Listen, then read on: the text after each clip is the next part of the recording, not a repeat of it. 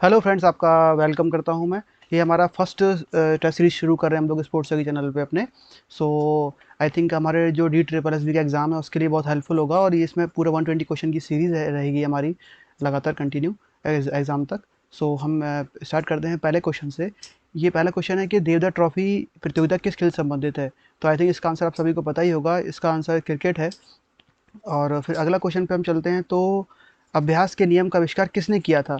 तो I think इसका आप सभी को पता होगा, क्योंकि बहुत पढ़ा हुआ आप लोगों ने पढ़ा होगा पहले से भी। तो इसका आंसर थर्न डाइक इसका आंसर है। इसके बाद क्वेश्चन आता है कि अंजू बॉबी जॉर्ज किस खेल से संबंधित हैं। ये एथलेटिक प्रतियोगिता में भाग लेती हैं और इनका संबंधित है लंबी कूद से। अच्छा, अगला क्वेश्चन है बास्केटबॉल रिंग का व्यास कितना होता है। तो व्यास से हम अगर बोलें तो इसका व्यास इसका होता है 45 सेंटीमीटर, जिसमें रिंग का जो जो रिंग की मोटाई होती है वो लगभग होती है हमारी 20 की जो रिंग होती है हमारी।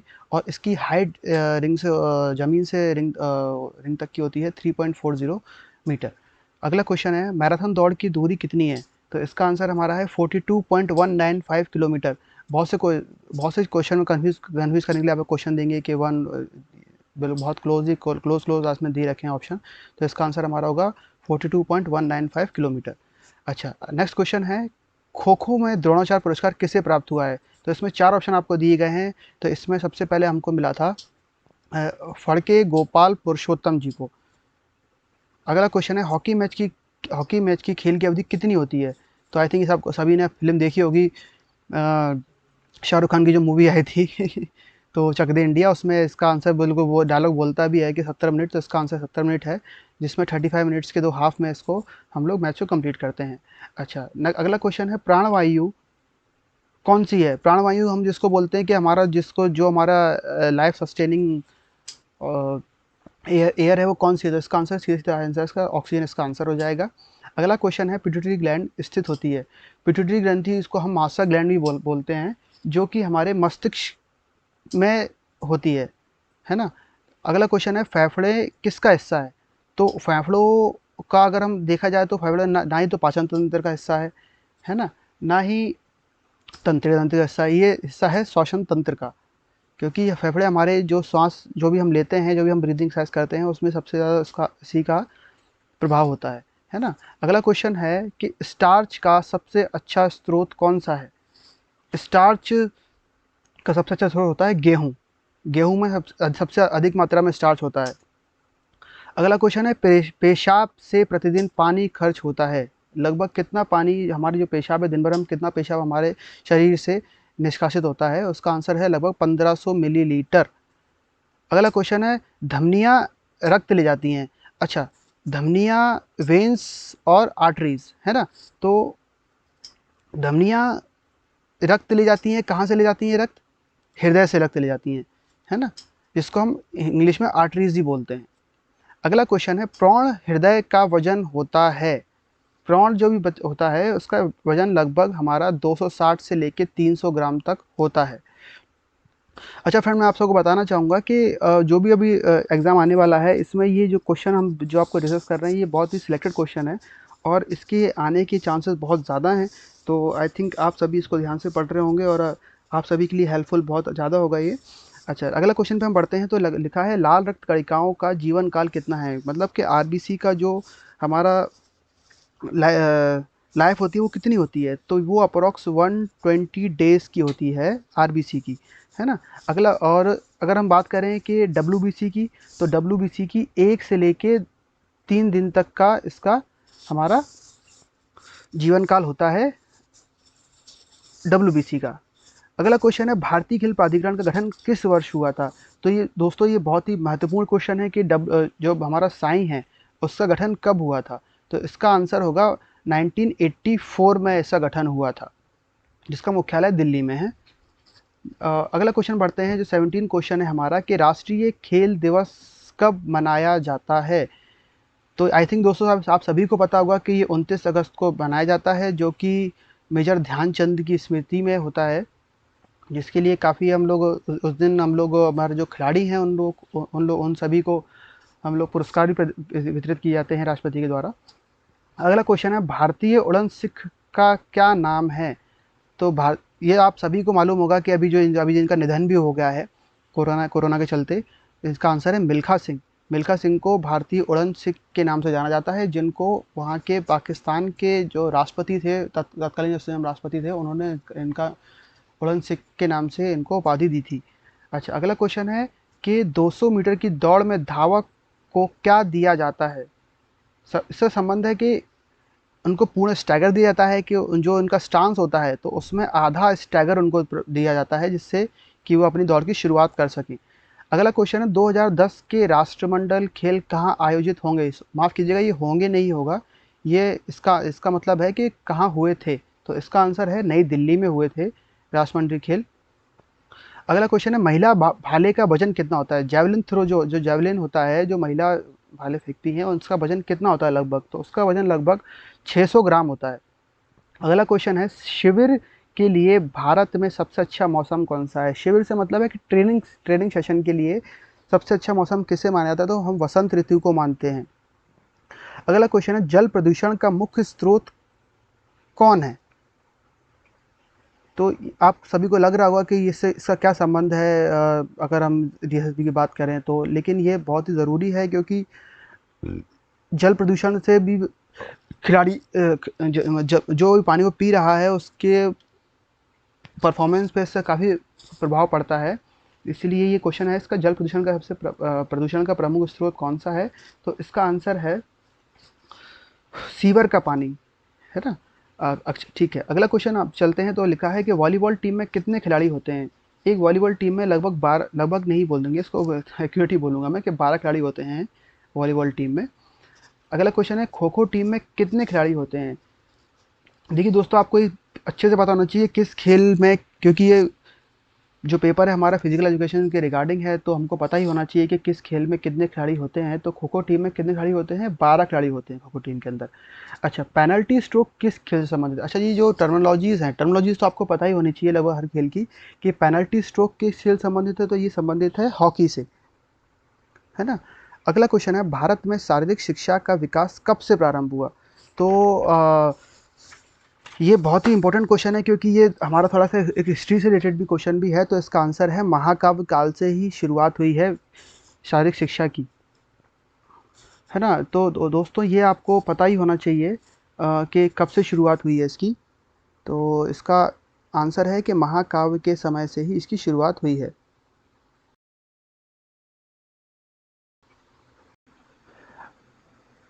ओके, तो अगला क्वेश्चन है कि YMCA की प्रशिक्षण कब शुरू हुआ? मतलब YMCA में ये हुआ है 1920 में।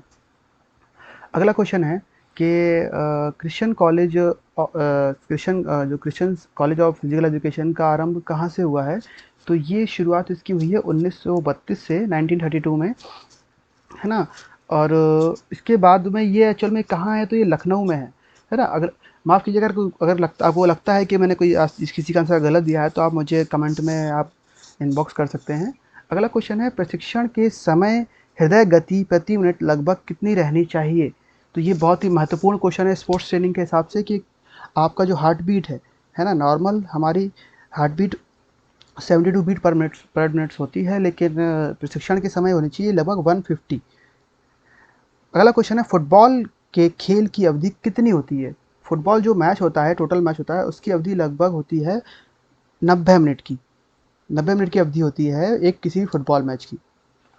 अगला क्वेश्चन पे चलते हैं। तो ये लिखा है कि आधुनिक वॉलीबॉल का आविष्कार किसने किया था? ये बहुत ही मोस्ट इंपॉर्टेंट क्वेश्चन है कि वॉलीबॉल जो खेल है उसका आविष्कार किसने किया था? तो इसका आविष्कार किया था जी मॉर्गन ने, है ना। जो कि 18 माफ़ कीजिएगा 1895 में इसकी शुरुआत हुई थी, जो कि मैसाचुसेट्स में हुई थी, है ना, USA में। अगला क्वेश्चन है कि बेसबॉल किस देश का राष्ट्रीय खेल है? तो इसका आंसर है संयुक्त राज्य अमेरिका, मतलब USA का ये राष्ट्रीय खेल है। अगला क्वेश्चन है लिएंडर पेस किस खेल से संबंधित हैं? तो लिएंडर पेस संबंधित है टेनिस से, जो कि एक भारतीय खिलाड़ी हैं, जिन्होंने हमारे भारत का नाम काफ़ी ऊंचा किया है। अगला क्वेश्चन है मुक्केबाजी जिस स्थान पर कराई जाती है उसे निम्न में से क्या कहा जाता है? तो ये बहुत ही कन्फ्यूजिंग क्वेश्चन हो जाता है लोगों के लिए कि इसका आंसर क्या होगा। तो इसका आंसर रिंग होता है। मुक्केबाजी जो भी प्रतियोगिता होती है उसको रिंग में कराया जाता है। अगला क्वेश्चन है डूरंड कप संबंधित है किस खेल से? तो डूरंड कप संबंधित है फुटबॉल से। अगला क्वेश्चन है ईरानी ट्रॉफी संबंधित है। ईरानी ट्रॉफी का संबंध किस खेल से? तो इसका सीधा सीधा आंसर है क्रिकेट से, क्योंकि आई थिंक ये आप सभी को पता ही होगा। आई थिंक ये क्वेश्चन पेपर में काफ़ी बार आया भी हुआ है कि ईरानी ट्रॉफी संबंधित किस खेल से। तो इसका आंसर क्रिकेट है। अगला क्वेश्चन है रंगास्वामी कप किस खेल से संबंधित है? तो रंगास्वामी कप सीधे से इसका आंसर है हॉकी से संबंधित है इसका आंसर। अगला क्वेश्चन है धनराज पिल्ले किस खेल से संबंधित? तो आई थिंक देखिए, आप लग ही रहा होगा आप सारे के सारे क्वेश्चन लगभग हॉकी से ही आ रहे हैं। तो धनराज पिल्ले का संबंध है हॉकी से। ये बहुत ही महान खिलाड़ी रहे हैं हॉकी में हमारे भारत के लिए। अगला क्वेश्चन है एसिज, ये एक टर्मिनोलॉजी है जो कि संबंधित है क्रिकेट से, है ना। अगला क्वेश्चन पे चलते हैं। तो लिखा है कि भारत का सर्वोच्च राष्ट्रीय खेल पुरस्कार कौन सा है? तो आई थिंक इसका आंसर आप सभी को पता ही होगा। अर्जुन पुरस्कार इसका सबसे बड़ा पुरस्कार है जो कि एक खिलाड़ी को दिया जाता है। आई थिंक जो भी खिलाड़ी इसको पाता है वो बहुत ही गौरवान्वित महसूस करता होगा। अगला क्वेश्चन है कि जन्मदाता जन्मजात प्रेरक नहीं है। अब इसका संबंध अगर हम बोला जाए तो जन्मजात प्रेरक तो भूख भी होता है, हमको भूख बचपन से ही लगती है, प्यास भी लगती है और नींद भी लगती है। लेकिन आदत जो होती है वो हमारी धीरे धीरे हमकी बदलती और सुधरती और बिगड़ती रहती है। अगला क्वेश्चन है स्वस्थ शरीर में ही स्वस्थ मस्तिष्क रहता है, यह कथन किसने कहा है? तो ये कथन कहा है प्लेटो ने। अगला क्वेश्चन है राष्ट्रीय स्तर की स्कूल खेल प्रतियोगिताओं का आयोजन कौन कराता है? तो ये इसका कराता है SGFI, जो कि schools games federation of India है। अच्छा दोस्तों, मैं आपको एक चीज़ और जोड़ना चाहूँगा इसमें। जो अपना अर्जुन पुरस्कार है इसकी राशि लगभग 15 लाख रुपए कर दी गई है और ये इसकी शुरुआत 1961 में हुई थी। ओके, अगला क्वेश्चन पे हम बढ़ते हैं। तो क्वेश्चन है कि बालक खेल के द्वारा अपनी अतिरिक्त शक्ति का व्यय करता है, इसका उल्लेख किस सिद्धांत में है? ये इसका उल्लेख किस सिद्धांत में किया गया है? तो ये है अतिरेक ऊर्जा के सिद्धांत से संबंधित है ये इसका आंसर। अगला क्वेश्चन है बैडमिंटन में एकल मैचों में दोनों खिलाड़ियों के अंक 20-20 बराबर होने पर कितने अंक प्राप्त करने वाला खिलाड़ी को विजयी घोषित किया जाएगा? मतलब ये है कि जब दोनों खिलाड़ियों को 20-20 अंक मिल जाते हैं तो कितने अंक पे उसको विजयी घोषित किया? तो इसका आंसर है इसका 22। जो खिलाड़ी पहले अंक प्राप्त कर लेगा वह विनर माना जाएगा। क्वेश्चन नंबर 47 पे चलते हैं। तो इसका आंसर क्वेश्चन है कि जिम्नास्टिक महिला वर्ग में कौन सा इवेंट नहीं है? क्योंकि जिम्नास्टिक जो भी होते हैं, जिम्नास्टिक जो भी एक जो हमारा खेल है उसमें कौन सा इवेंट है जो इसमें इंक्लूड नहीं होता? तो अनइवन बार इसमें इंक्लूड है, वॉल्टिंग इसमें इंक्लूड है, पामेल हॉर्स इसमें इंक्लूड है, फ्लोर एक्सरसाइज इसमें इंक्लूड नहीं की जाती। ध्यान रखिएगा इसका आंसर कि जिम्नास्टिक महिला में फ्लोर एक्सरसाइज इंक्लूड नहीं की गई है। ओके, अगले क्वेश्चन पे हम बढ़ते हैं। तो क्वेश्चन है कि एशियाई खेलों का आयोजन कौन कराता है? एशियाई खेलों का आयोजन OCA कराती है जिसकी शुरुआत 1951 में हुई थी, है ना। ओके, अच्छा अगर क्वेश्चन पूछा जाए कि एशियाई खेल सबसे पहले कहाँ हुए थे, तो ये हुए थे 1982 में, है ना, हांगजोंग चाइना में। और जो लास्ट अभी एशियाई खेल हुए हैं वो हुए हैं जकार्ता में, जो कि 2018 में हुए थे। अच्छा, अगला क्वेश्चन पढ़ते हैं। तो क्वेश्चन है कि निम्नलिखित में से कौन सा खेल व्यक्तिगत नहीं है? इट मीन्स कि इंडिविजुअल नहीं है ना। तो इसका आंसर होगा हमारा फेंसिंग एक इंडिविजुअल, सॉरी मैं गलती से गलत बोल गया कि कौन सा नहीं है। इसका क्वेश्चन ये है कि निम्नलिखित में से कौन सा खेल व्यक्तिगत है? तो बेसबॉल में टीम होती है ना, कबड्डी में भी टीम होती है, फेंसिंग में टीम नहीं होती है। इसमें इंडिविजुअल प्लेयर ही अपना कॉम्पिटिटर से जो भी फाइट करता है ना। क्वेश्चन नंबर 50 है कि भारत ने ओलंपिक खेलों में अब तक कितने स्वर्ण पदक प्राप्त किए हैं? तो ये दोस्तों बहुत ही महत्वपूर्ण क्वेश्चन है। ये जो डेटा है ये अभी हाल ही में टोक्यो में ओलंपिक चल रहे हैं उससे पहले का डेटा है कि अभी तक 9 स्वर्ण पदक प्राप्त किए हैं। दोस्तों ध्यान रखिएगा, मैं स्वर्ण पदक की बात कर रहा हूँ, मैं सारे मेडल की बात नहीं कर रहा हूँ, मैं सिर्फ स्वर्ण पदक की बात कर रहा हूँ, जिसमें जो 8 गोल्ड मेडल हैं वो हॉकी ने लिए थे और एक जो अभी हाल ही में लगभग अभिनव बिंद्रा ने जो जीता था शूटिंग में 10 मीटर एयर राइफल में, वो तो इस कुल मिला के 9 मेडल अभी तक भारतवासियों ने ओलंपिक में स्वर्ण पदक जीते हैं। और अभी अभी हाल ही खबर आई है कि अभी जो हमारी मीराबाई चानू हैं उन्होंने वेट लिफ्टिंग में पहला सिल्वर मेडल हमारे भारत को दिलाया है। हमारे भारत के लिए बहुत ही गर्व की बात है ये। अच्छा, अगला क्वेश्चन पे हम चलते हैं कि दौड़ प्रारंभ की स्थिति में कितनी दूरी से अधिक दूरी की दौड़ में धावक हाथ से जमीन को स्पर्श नहीं कर सकता। तो ये बहुत ही इंपॉर्टेंट क्वेश्चन है कि क्योंकि जो हमें स्टार्ट लेता है कोई भी एक एथलीट, तो 100 मीटर में भी वो स्टार्ट लेता है, 300 में 300 मीटर भी स्टार्ट लेता है, 200 मीटर, लेकिन 400 मीटर के लिए वो कोई स्टार्ट नहीं लेता। इट मीन्स कि वो ज़मीन पर अपने हाथ नहीं रखता। नेक्स्ट क्वेश्चन है, वॉलीबॉल में लिब्रो खिलाड़ी के लिए कौन सा कथन सत्य नहीं है। तो ये बहुत ही इंपॉर्टेंट क्वेश्चन है कि ये बहुत कन्फ्यूजिंग वाला भी है कि वह ब्लॉकिंग कर सकता है, वह फ्रंट कोर्ट से आक्रमण कर सकता है, अटैक लाइन के आगे जाकर स्मैश कर सकता है, वह सर्विस नहीं कर सकता। तो इसका आंसर है कि वह सर्विस नहीं कर सकता। ध्यान रखिए कि लिबरो खिलाड़ी जो होता है वॉलीबॉल में, वो सर्विस नहीं कर सकता। नेक्स्ट क्वेश्चन की तरफ चलते हैं। तो क्वेश्चन है कि सहन शक्ति परीक्षण के लिए प्रयोग होता है। एंडुरेंस को अगर हम मापें तो एंडुरेंस को मापने के लिए वर्टिकल जंप एंडुरेंस को नापने के लिए वर्टिकल जंप का हम प्रयोग सॉरी एंडुरेंस में गलत बोल रहा हूँ। आई थिंक ये क्वेश्चन कुछ गलत है, तो मैं इस पर आपको बाद में बता दूंगा इसके बारे में कि क्या इसका आंसर है, कमेंट में आप, है ना। अगली सीरीज़ में आपको मैं इसको बताऊँगा कि आई थिंक ये थोड़ा क्वेश्चन कन्फ्यूजिंग सा हो गया है मेरे लिए भी। ओके, अगले क्वेश्चन की तरफ चलते हैं। तो ये है कि क्योंकि मैं आपको इसका आंसर गलत भी नहीं बताना चाहता कि कुछ गलत ना हो जाए, क्योंकि सहन शक्ति एंड एंडोरेंस होता है, लेकिन वर्टिकल जंप से संबंधित है कैसा ही है, आई थिंक मैं भी कंफ्यूज हूँ इसमें। तो मैं आपका इसका आंसर आपको कमेंट बॉक्स में आपको बता दूंगा बाद में। अगले क्वेश्चन की तरफ चलते हैं। तो इसका क्वेश्चन है कि वर्ष 2007 में अर्जुन पुरस्कार प्राप्त करने वाले खिलाड़ियों में से कौन सम्मिलित नहीं है ना। तो ये बहुत ही अच्छा क्वेश्चन है कि 2007 में जिसको अर्जुन पुरस्कार मिला है उसमें से कौन सब। तो साइना नेहवाल को अर्जुन पुरस्कार 2007 में नहीं मिला है।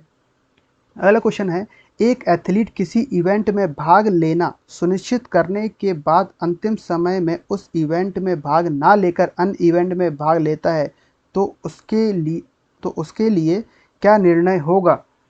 आई थिंक ये क्वेश्चन आपको इजीली समझ में आ गया होगा। तो इसका आंसर है कि उसे अन्य इवेंट में भाग लेने की अनुमति नहीं होगी। अगला क्वेश्चन है कि शेल्डन के शारीरिक वर्गीकरण में मेसोमॉर्फिक का तात्पर्य है।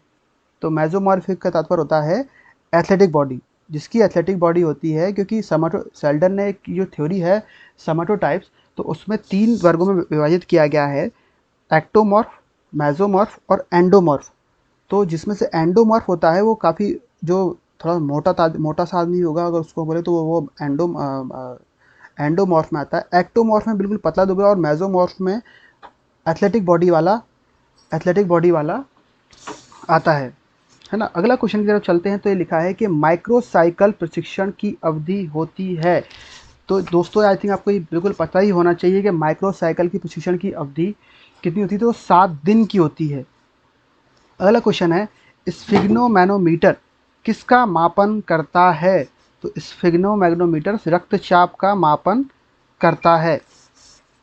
अगला क्वेश्चन है कि सीखने के अंतर्दृष्टि के सिद्धांत का प्रतिपादन किसने किया। तो ये एग्जाम के पॉइंट ऑफ व्यू से बहुत ही अच्छा क्वेश्चन है कि सीखने की अंतर्दृष्टि का सिद्धांत का प्रतिपादन किसने किया। तो इसका प्रतिपादन कोहलर ने किया था। अगला क्वेश्चन है, स्पाइरोमीटर किसके मापन के लिए प्रयोग होता है। स्पाइरोमीटर का मापन किसके लिए प्रयोग होता है। तो ये होता है फेफड़ों की क्षमता के लिए इसका प्रयोग होता है। इसका जो आविष्कार है 1846 में हुआ था। अगला क्वेश्चन है, किस खेल के खिलाड़ी द्वारा शिन गार्ड का प्रयोग किया जाता है। तो आई थिंक सबको पता ही होगा आपको कि शिन गार्ड किस में लगाते हैं। तो शिन गार्ड फुटबॉल में यूज़ किया जाता है। अगला क्वेश्चन है, लेडी रतन टाटा ट्रॉफी किस खेल से संबंधित है। तो लेडी रतन टाटा ट्रॉफी संबंधित है हॉकी से। अगला क्वेश्चन है, जूडो के खेल में प्रतियोगिता एरिया कितना होता है? तो ये बहुत अच्छा क्वेश्चन है कि जूडो का जो एरिया होता है वो कितने बाय कितने का होता है? तो 16 बाय 16 मीटर का जो उसका माप होता है। अगला क्वेश्चन है, कबड्डी के खेल में लोना के कितने अंक मिलते हैं? लोने का संबंध है कि जब भी पूरी जो कबड्डी टीम जो खेल रही है, जब उसमें सारे खिलाड़ी आउट हो जाते हैं तो उसमें जो लोना मिलता है तो उसमें कितने अंक मिलते हैं? तो उसमें 2 अंक मिलते हैं खिलाड़ी। अगला क्वेश्चन है, विटामिन सी की कमी से कौन सा रोग होता है? तो विटामिन सी की कमी से स्कर्वी रोग होता है ना।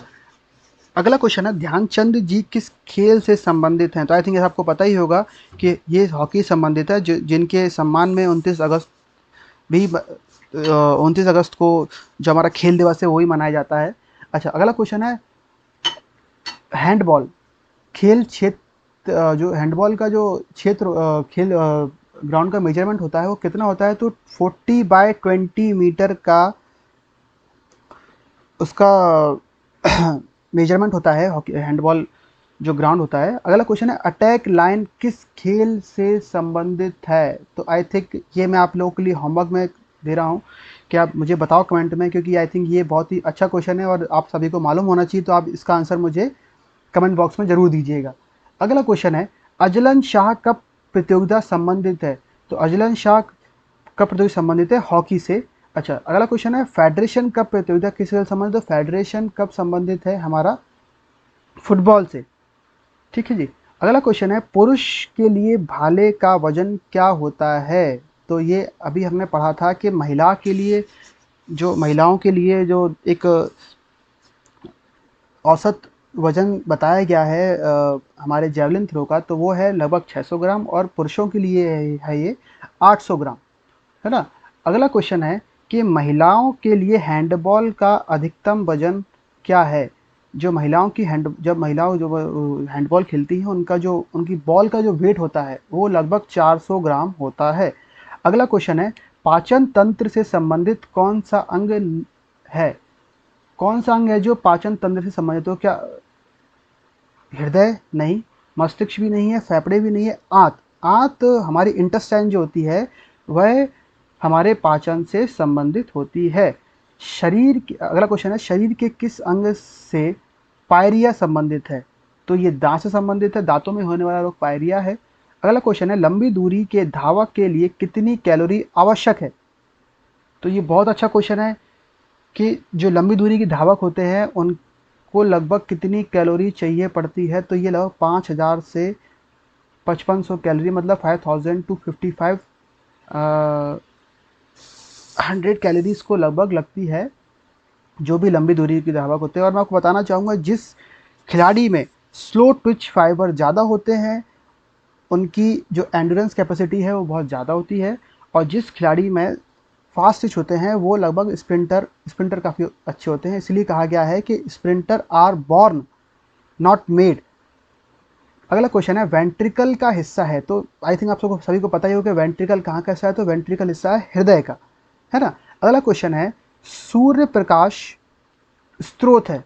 तो एक सिंपल सा क्वेश्चन है कि हमने काफ़ी बार सुना होगा मजाक मजाक में कि छत पे जाओ विटामिन डी मिलेगा। तो सिंपल सा इसका आंसर है कि विटामिन डी स्रोत है। सूर्य से जो हमको प्रकाश मिलता है उससे हमारे शरीर को विटामिन डी मिल जाता है।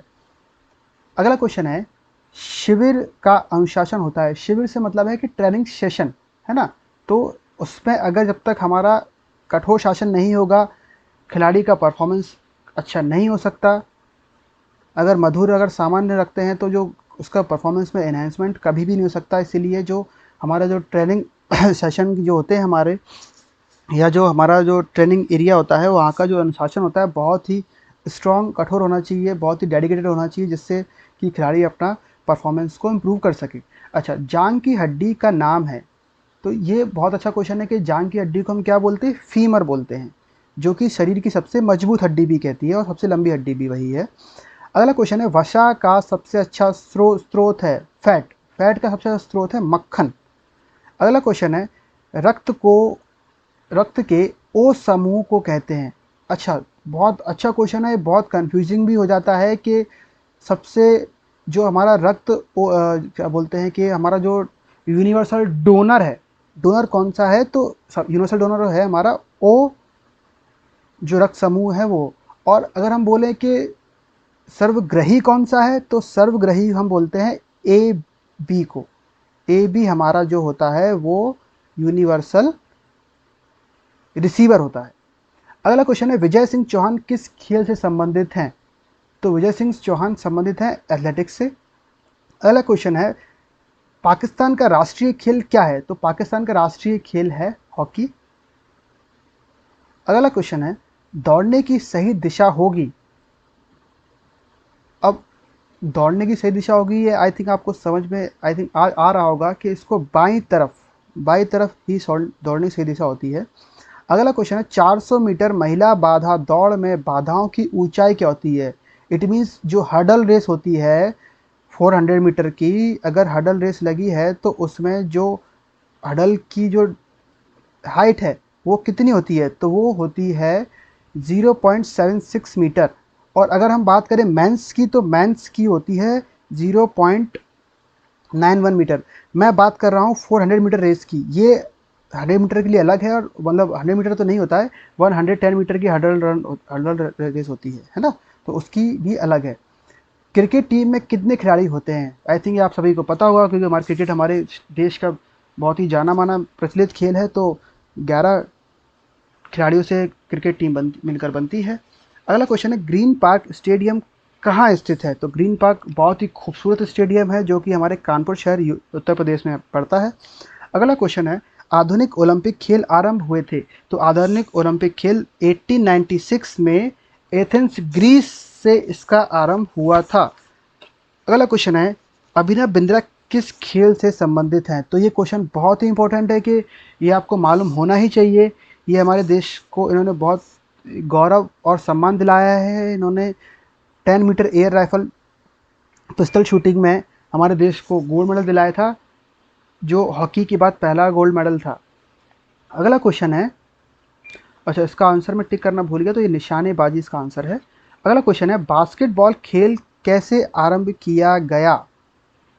या सॉरी, मैं गलत पढ़ रहा हूँ मैं, कि मतलब बास्केटबॉल जो गेम होता है, अगर इसको जब हम स्टार्ट करते हैं तो शुरुआत कैसे करता है? तो इसका आंसर है, बॉल को उछाल कर इसका शुरुआत की जाती है, जिसको हम इंग्लिश में जंप बॉल भी कहते हैं, जो ग्राउंड के सेंटर से की जाती है।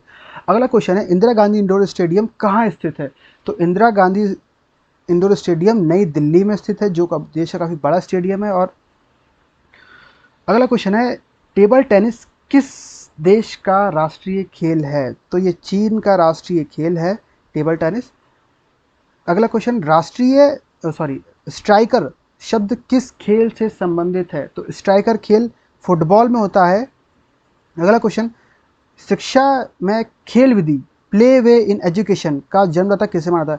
दोस्तों ये क्वेश्चन बहुत ही एग्जाम पॉइंट ऑफ व्यू से बहुत ही इंपॉर्टेंट है, क्योंकि हमारे आने वाले जो भी एग्ज़ाम होने वाले हैं, क्योंकि जो भी अब जैसे फिजिकल एजुकेशन का एग्ज़ाम है, तो उसमें फिजिकल एजुकेशन कैसे इन्वॉल्व हो रहा है, कहाँ से कैसे इन्वॉल्व हो रहा है, तो इसका सबसे अच्छा क्वेश्चन यही है कि प्ले वे इन एजुकेशन का जन्मदाता किसे कहा जाता है?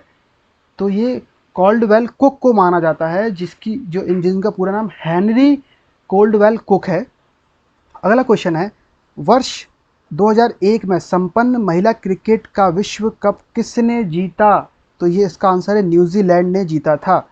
अगला क्वेश्चन है, ओलंपिक का सर्वाधिक 8 बार हॉकी का खिताब निम्न में से किस देश ने जीता है? तो दोस्तों ये बहुत ही सम्मान की बात है कि लगातार हमारा देश 8 बार गोल्ड मेडल जीता, और हमारे देश को काफ़ी इस चीज़ से नाम भी रोशन किया गया। लेकिन हमारा दुर्भाग्य है कि उसके बाद हम हॉकी में एक ही मेडल नहीं जीत पाए ओलंपिक में। अगला क्वेश्चन है, क्रिकेट का पहला विश्व कप कब हुआ? तो बहुत दोस्तों ये बहुत अच्छा क्वेश्चन है कि क्रिकेट का पहला विश्व कप हुआ, तो 1975 में क्रिकेट का पहला विश्व कप हुआ था। अगला क्वेश्चन है, हॉकी के वर्तमान स्वरूप का जन्म कहाँ हुआ? तो जो अभी रिसेंट में जो हॉकी चल रही है, जिस प्रकार की हॉकी अब खेली जा रही है, उसका जो वर्तमान स्वरूप है कहाँ हुआ? तो वो हुआ इंग्लैंड में। इंग्लैंड में ही इसकी शुरुआत हुई। क्वेश्चन नंबर 99, फुटबॉल में गेंद का वजन कितना होता है? तो फुटबॉल जो हमारा जो बहुत प्रचलित खेल है, इसमें जो गेंद का वजन होता है वो लगभग 396 ग्राम टू 453 ग्राम तक होता है। भारत ने पहली बार ओलंपिक में भाग कब लिया? ये बहुत अच्छा क्वेश्चन है दोस्तों कि इसको हमें पता ही होना चाहिए इसका आंसर कि भारत ने पहले ओलंपिक में भाग लिया था 1920 में। अगला क्वेश्चन है, वर्तमान समय में कुश्ती का प्रत्येक मुकाबला कितने मिनट का होता है? तो जो कुश्ती अभी हाल जो चल रही है उसका मुकाबला कितने मिनट का? तो दोस्तों 6 मिनट का मुकाबला एक कुश्ती के पूरे समय का होता है। अगला क्वेश्चन है, लॉर्ड्स का मैदान कहाँ स्थित है? आई थिंक ये आप क्रिकेट सभी बहुत देखते होंगे तो इसका आंसर आपको पता ही होगा। इसका आंसर इंग्लैंड है। लॉर्ड्स का मैदान इंग्लैंड में है। बहुत ही खूबसूरत मैदान है वहाँ पर ये।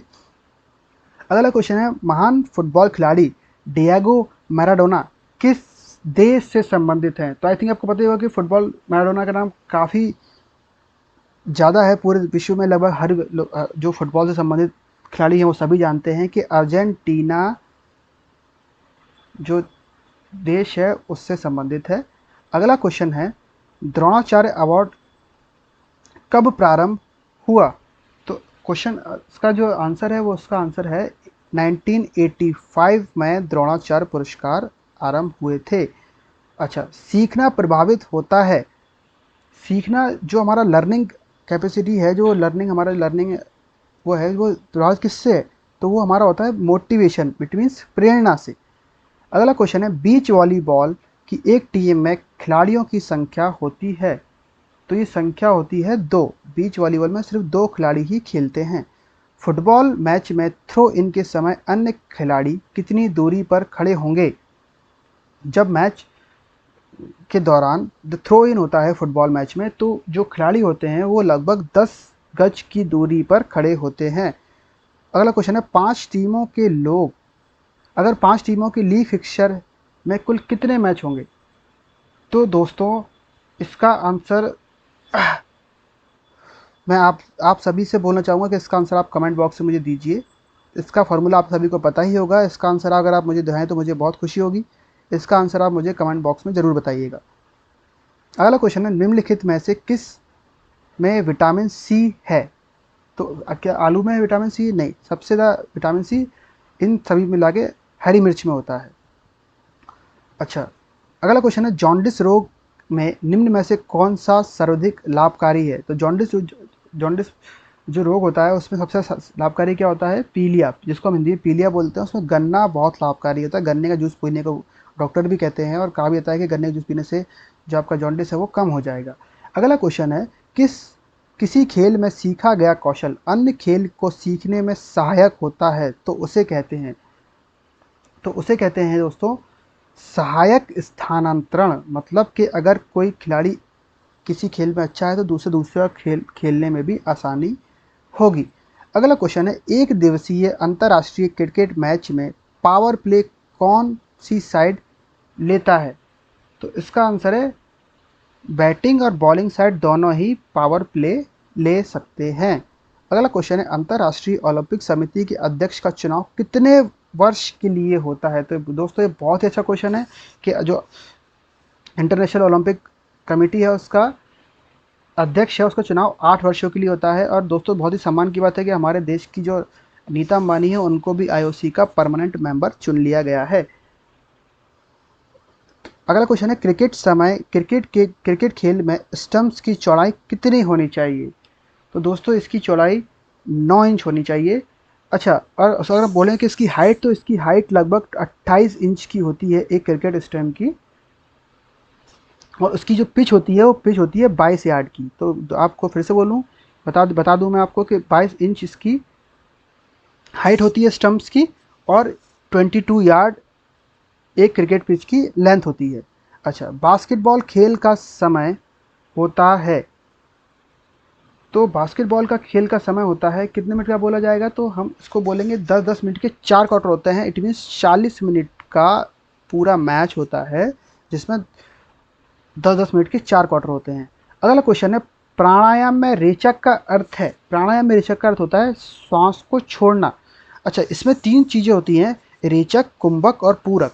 तो जो रेचक होता है उसमें सांस छोड़ना होता है ना। और कुंभक जो क्रिया होती है, कुंभक में सांस को अंदर ही हम रोक के रखते हैं। और पूरक में सांस को अंदर लेना होता है। पूरक जो क्रिया होती है, पूरक हम सांस को अंदर लेते हैं, रेचक में हम सांस को छोड़ते हैं और कुंभक में हम सांस को अंदर ही अंदर रोक कर रखते हैं। अगला क्वेश्चन है, निम्नलिखित में से कौन सा आइसोटोनिक प्रशिक्षण के अंतर्गत आता है। तो दोस्तों इस क्वेश्चन में मैं भी थोड़ा कंफ्यूज हूँ कि इस क्वेश्चन का आंसर क्या है, कि मैं इसका आंसर आपको बताऊंगा इसके बाद में, है ना।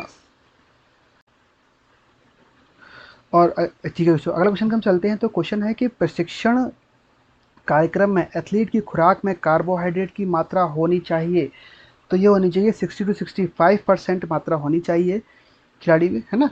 अगला क्वेश्चन है कि लंबी कूद में प्रथम स्थान की के लिए टाई है, दोनों की पिछली कूद भी बराबर है, तो क्या निर्णय होगा। ये बहुत अच्छा क्वेश्चन है कि अगर जो प्रथम स्थान आने वाला है तो दोनों में जो प्रथम स्थान के लिए टाई हुआ है और जो पिछली कूद उनकी लगभग बराबर रही है, तो इसके अंश में इसमें होगा कि दोनों को एक एक जंप का और मौका दिया जाएगा। अगला क्वेश्चन है, और हमारा आखिरी क्वेश्चन है, वृद्धि को प्रभावित करने वाला कारक है। तो वृद्धि को प्रभावित करने वाला कारक है आनुवांशिकता, जलवायु, पर्यावरण। दोस्तों ये एक ट्रिक क्वेश्चन है, तो इसका आंसर ये है कि इनमें से कोई भी नहीं है, वृद्धि को इनमें से कोई भी कारक प्रभावित नहीं करता। दोस्तों वो ये हमारा टेस्ट सीरीज़ कैसी लगी आप हमको कमेंट में बिल्कुल बताइए। और अगर मैं कोई मिस्टेक, मेरी तरफ से कोई मिस्टेक हुई है और या मैं कुछ चीज़ उसमें अच्छी कर सकता हूँ, तो आप मुझे बिल्कुल कमेंट सेक्शन में बिल्कुल आप मुझे बता सकते हैं। आई थिंक आपको ये वीडियो पसंद आएगी, और मैं कामना करता हूँ कि आप सभी का जो आने वाले फिजिकल एजुकेशन के एग्ज़ाम है बहुत अच्छे जाएँ और आप अपना सिलेक्शन लेके वापस आएँ। I wish you best of luck. Thanks, regard, sports Yogi.